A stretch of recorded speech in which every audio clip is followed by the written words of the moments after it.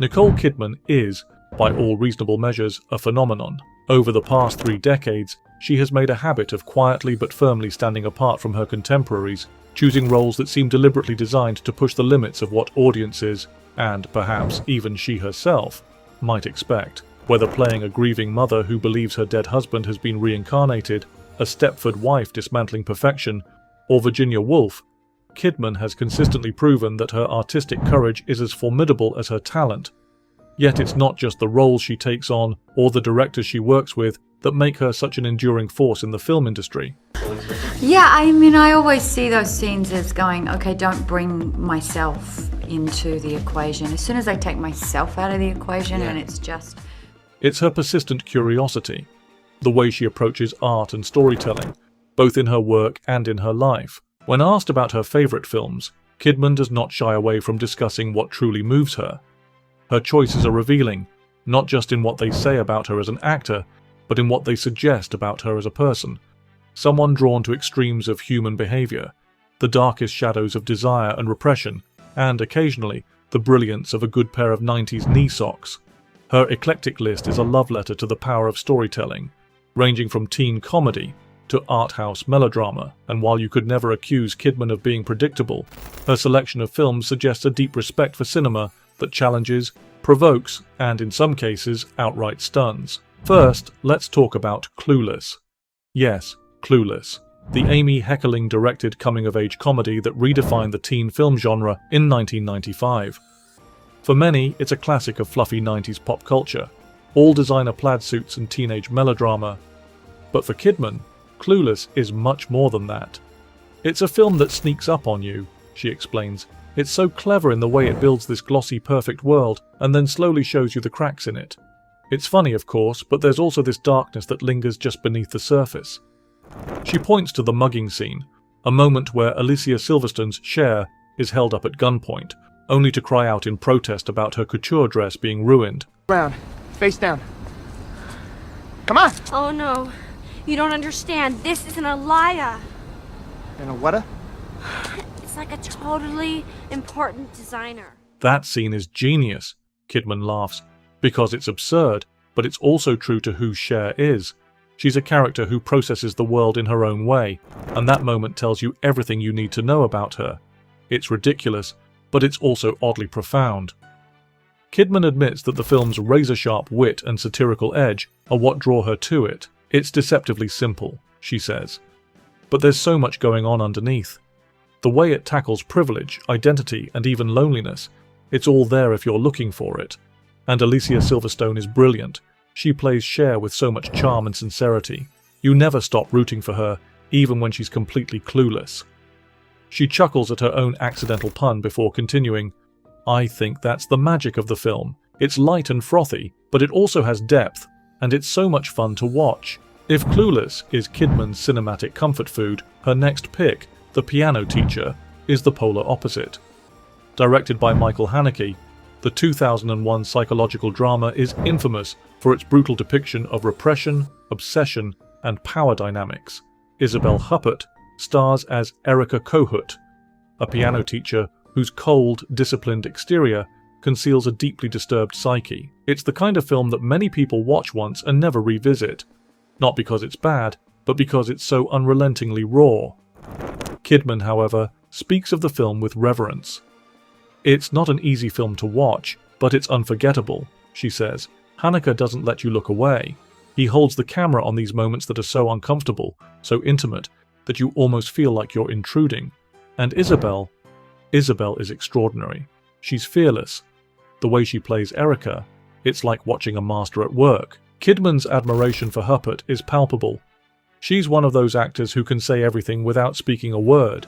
There's a scene where Erica is spying on a couple in a car, and the emotions that cross her face, jealousy, desire, despair, it's all there, and she doesn't say a thing. It's breathtaking. Kidman acknowledges that The Piano Teacher isn't for everyone. It's challenging, and it forces you to confront things you might not want to think about.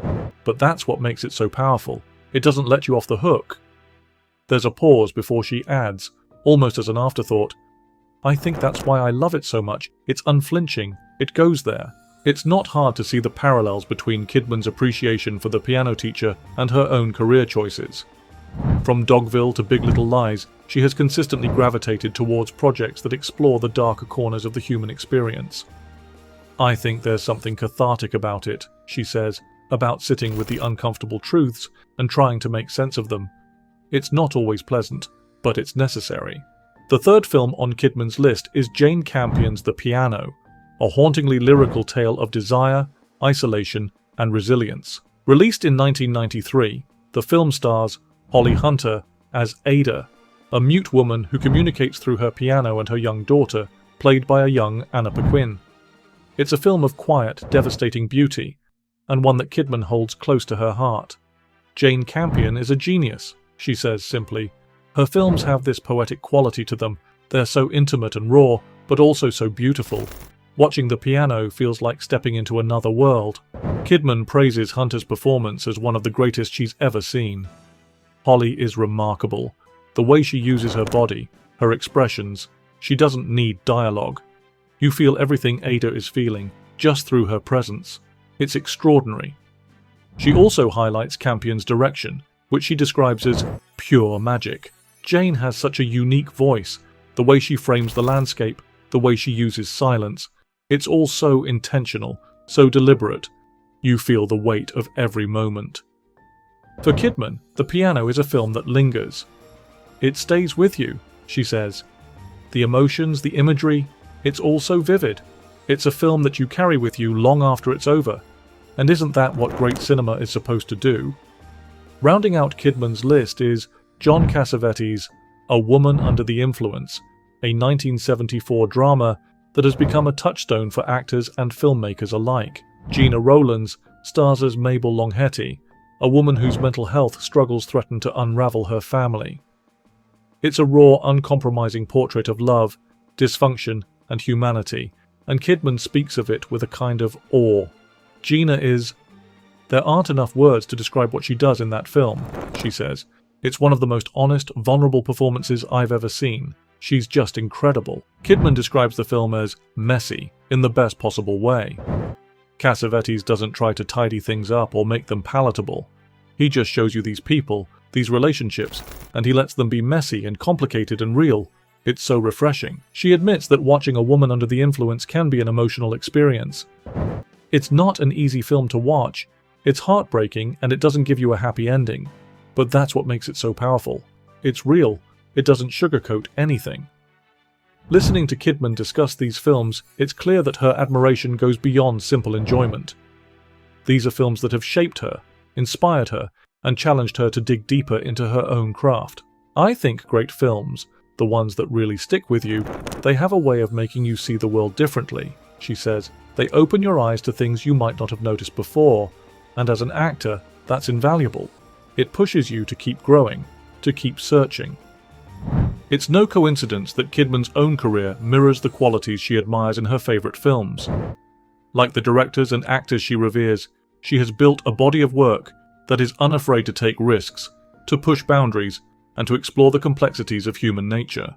Whether she's playing a grieving mother, a vengeful wife, or a conflicted queen, she brings a depth and authenticity to her roles that few can match. As our conversation comes to an end, Kidman reflects on the enduring power of cinema. "Films have this incredible ability to connect us," she says. "They can make us laugh, cry, think, sometimes all at once. And I think that's what keeps me coming back. That connection, that shared experience. It's magic." And with that, it's clear. Nicole Kidman isn't just a great actor.